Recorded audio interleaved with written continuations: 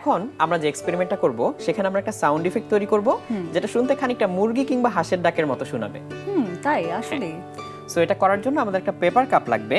এই পেপার কাপের নিচে আমি একটা সুতা আটকে নিয়েছি। এটা কিভাবে আটকালে? এই সুতাটা যাতে আটকে থাকে এর জন্য এর এই পাশে আমি একটা টুথপিক বেঁধে নিই। আচ্ছা, যাতে সহজে জানি তাহলে আর বের হয়ে আসবে না। এবার দেখো আমি শুকনো হাতে এই সুতাটাতে ধরে টান দিই। তেমন একটা খুব একটা ভালো সাউন্ড তৈরি হয় না, তাই না? একটা খসখস একটা সাউন্ড তৈরি হয়। এখনো But প্রপারলি একটা শব্দ হয়। আমি এখন হাতটা দেখো একটু ভিজিয়ে নিচ্ছি। আচ্ছা। এবার দেখো কি হয়। এটা পুরো ম্যাজিকের মতো। কেন হলো এটা? দেখো আবার দেখো, অনেক জোরে শব্দ হচ্ছে এবং মনে হচ্ছে হাসির হাঁস মুরগির ডাকের মতো। হ্যাঁ, আমি যদি আস্তে করে টান দেই অনেকটা হাঁসের ডাকের মতো, আর যদি জোরে টান দেই মনে হচ্ছে একটা মোরগ বা মুরগি ডাকছে, তাই না? এর কারণ হচ্ছে আমি যখন ভেজা হাতে এই সুতাটা বরাবর আমার হাতটাকে নিয়ে যাই তখন এই সুতার মধ্যে ভাইব্রেশন তৈরি হয়। আমার হাতের সাথে আটকে আটকে এই সুতায় ভাইব্রেশন তৈরি হয়। শুকনো হাতে কেন হচ্ছে না? শুকনো হাতে আসলে শুধু খসখস শব্দটা হচ্ছিল। পানি ভেজা থাকলে তখন হচ্ছে এখানে আটকায় বেশি পরিমাণে, সো তখন ভাইব্রেশনটা আরো একটু বেশি হয়।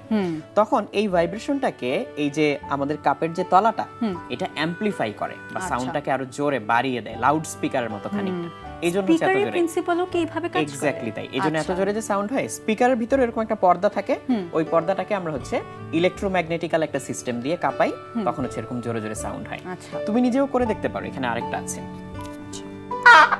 এমনি করে টেনে কোনো শব্দ হচ্ছে না? হচ্ছে না। এখন হাত ভিজিয়ে নাও, একটু বেশি করে ভিজিয়ে নাও।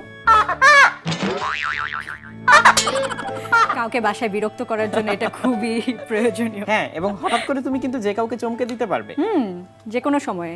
আচ্ছা, আমরা আমাদের পরের এক্সপেরিমেন্টটাতে আসি। এখন আমরা যে এক্সপেরিমেন্টটা করব তার জন্য আমাদের একটু জায়গা লাগবে। হ্যাঁ, স্প্রিং দিয়ে আমরা করব।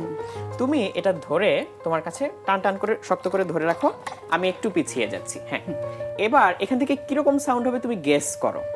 কিরকম সাউন্ড হতে পারে? একটু ঝনঝন টাইপের। এখন এখান থেকে তুমি ধারণা করেছো যে একটা ঝনঝনে সাউন্ড হবে, তাই না? Because metal.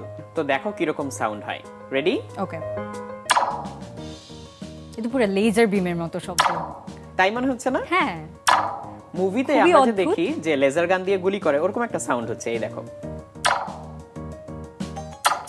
তাহলে এরকম সায়েন্সের বিভিন্ন এক্সপেরিমেন্ট করে আমরা মুভির সাউন্ড এফেক্ট পাচ্ছি। হ্যাঁ, মুভির সাউন্ড এফেক্ট গুলো আসলে বেশিরভাগ এরকম করেই আগে তৈরি করা হতো। তো এটা দিয়ে আমরা আরো কয়েকটা সাউন্ড এফেক্ট তৈরি করতে পারবো। খেয়াল করো, এই দেখো।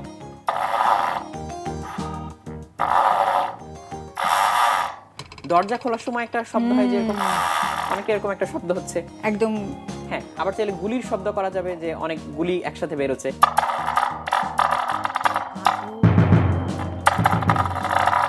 কে ভেবেছিল যে একটা পেপার কাপ আর একটা স্প্রিং দিয়ে আমরা 3 ডিফারেন্ট সাউন্ড এফেক্ট বানাতে পারি? হ্যাঁ, এরকম বিভিন্ন রকম সাউন্ড এফেক্ট এগুলো দিয়ে তৈরি করা যায়। তো এটা ছিল আমাদের সেকেন্ড এক্সপেরিমেন্টটা আমার প্রবাবলি ফেভারিট এই পর্যন্ত। সো এরকম মেটাল স্প্রিং কিন্তু বাজারে কিনতে পাওয়া যায়। এটা হচ্ছে একটা হিটিং কয়েল। হিটারের ভিতরে এরকম কয়েল থাকে। তো বাজারে গিয়ে বললেই হবে যে আমরা একটা হিটারের কয়েল চাই। আচ্ছা ভাই, স্প্রিংটা যদি ছোট হতো তাহলে ছোট হলে হচ্ছে সাউন্ডটা একটু ডিফারেন্ট হতো। যত লম্বা হবে তত কম ফ্রিকোয়েন্সি, যত ছোট হবে তত বেশি ফ্রিকোয়েন্সি। ওকে।